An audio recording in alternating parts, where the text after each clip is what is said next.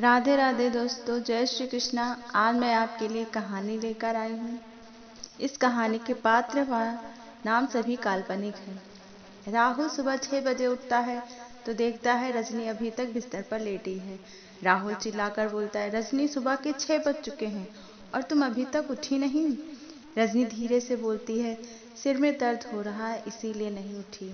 राहुल चिल्लाकर, मुझे ऑफिस जाना है और बच्चों को स्कूल जाना है, उठो और नाश्ता तैयार करो। तुम रोज बीमार ही रहती हो। किसी दिन सिर में दर्द हो रहा है, किसी दिन चक्कर आ रहा है, किसी दिन पेट में। पता नहीं मैंने कौन से पाप किए थे जो तुमसे मेरी शादी हुई। आए दिन तुम बीमार ही रहती हो। रजनी चुपचाप उठ जाती है और काम में जुट जाती है। आह करके सिर को दबा दबा कर वो नाश्ता तैयार करने लगती है। डॉली, उसकी 5 साल की बेटी, अपनी माँ को देखती है तो बोलती है, माँ क्या हो गया? आप अपना सिर बार बार क्यों पकड़ती हो? दर्द हो रहा है क्या? आप लेट जाओ तो मैं मालिश कर दूं जैसे आप मेरे सिर की मालिश करती हो। रजनी की आंखों से आंसू आ जाते हैं और वह डॉली को गले से लगा लेती है। सोचती है, शायद तुम्हारे पापा ने ऐसा बोला होता तो कितना अच्छा होता, पर वो तो हमेशा यही कहते हैं, मैं उनकी जिंदगी में क्यों आई। वो अपने मन में सोचती है कि हे भगवान, मेरे किन कर्मों की सजा दे रहे हो जो ये कभी कहते ही नहीं कि चलो तुम्हें अच्छे डॉक्टर को दिखा दूं, तुम्हारा इलाज करा दूं। कि सिर में रोज रोज क्यों दर्द होता है। तब तक उसका 1 साल का बच्चा मोलू जग के रोने लगता है।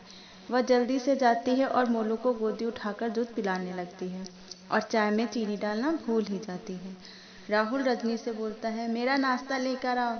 रजनी चाय और ब्रेड देती है। राहुल, खुशी अभी तक नहीं उठी? उसे स्कूल नहीं जाना क्या? तुम इतनी देर तक सोई हो तो बच्चे तो और देर तक ही सोएंगे। रजनी कहती है, मैं आज सोच रही थी कि खुशी घर में ही रहे तो वो मोलू को संभाल ले और मैं डॉक्टर को दिखाऊं, अपनी दवा ले आऊं। राहुल, हाँ, तुम अपनी बीमारी की वजह से बच्चों की पढ़ाई बर्बाद करोगी। जैसे तुम्हारे माँ बाप ने तुम्हें नहीं पढ़ाया वैसे तुम मेरे बच्चों को भी स्कूल ना भेजो। रजनी इतना सुनती है उसे चक्कर महसूस होता है और वह बैठ जाती है। राहुल जैसे ही चाय पीता है, थू, ये कैसी चाय बनाई है, इसमें चीनी डाली ही नहीं।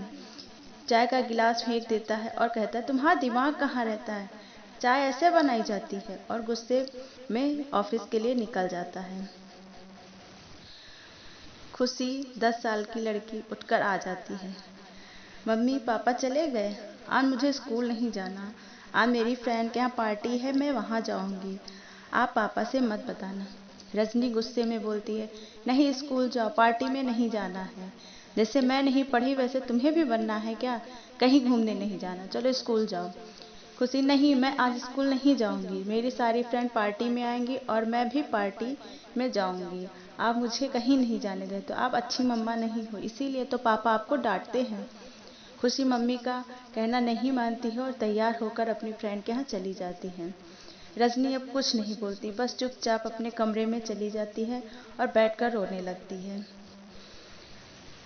डॉली और मोलू दोनों खूब शैतानी कर रहे हैं।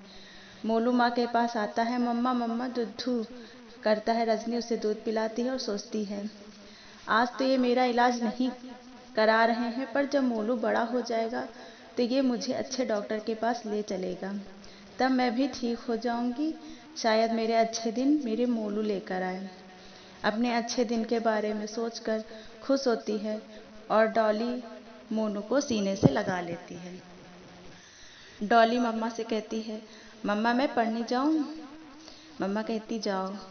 और डॉली के साथ मोलू भी चला जाता है और कॉपी किताब खींचने लगता है।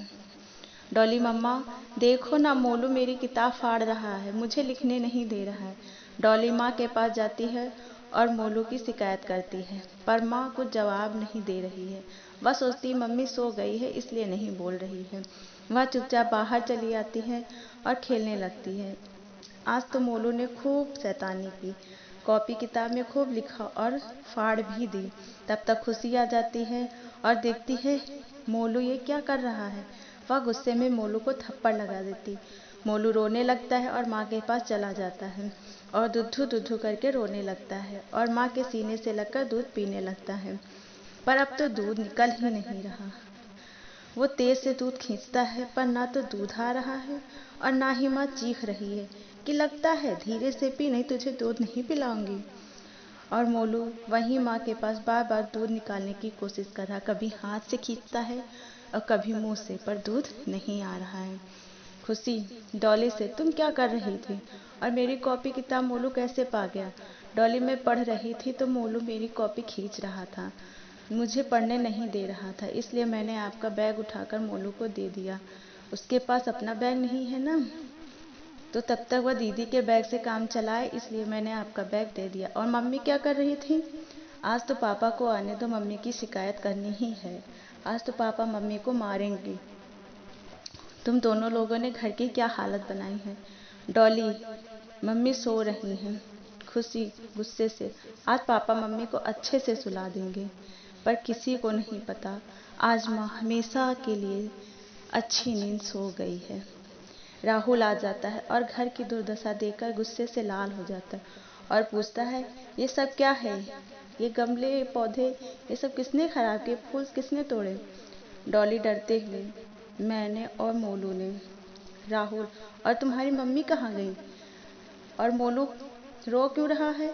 खुशी, मम्मी सो रही है। राहुल ऑफिस का बैग पटक कर बेल्ट मारने के लिए निकाल कर कमरे में पहुंचता है तो देखता है मोलू उसके दूध मुंह से खींच रहा है और हाथ से, जिससे दूध नहीं आ रहा है और वह बार बार दूध निकालने की कोशिश कर रहा। यह देखकर राहुल के हाथ से बेल्ट छूट जाती है और वह रजनी रजनी कहता हुआ वहीं रजनी के पास बैठ जाता है।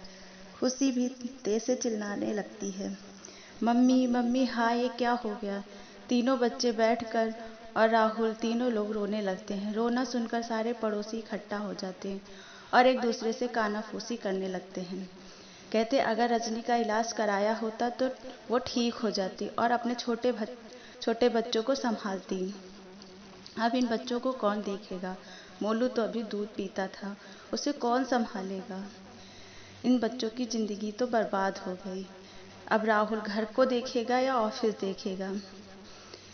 राहुल भी सोचता है, शायद मैंने रजनी का इलाज कराया होता, उसे अच्छे डॉक्टर को दिखाया होता तो ये दुर्दशा नहीं होती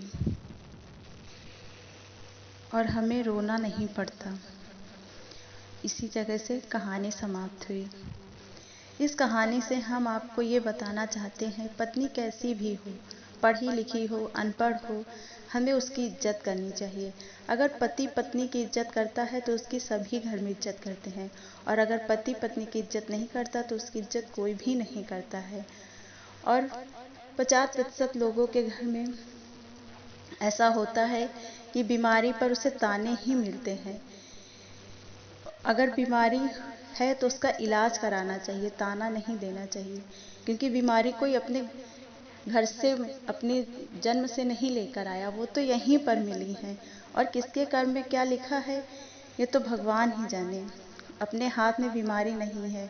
अगर सही समय पर बीमारी का इलाज नहीं किया गया तो वह गंभीर रूप ले लेती है और जान भी ले लेती है। जैसे आज रजनी की चली गई और राहुल को और उनके बच्चों को रोना पड़ रहा है। अगर ये मेरी छोटी सी कोशिश आपको पसंद आई हो तो प्लीज़ लाइक करें और कमेंट करके ज़रूर बताएं।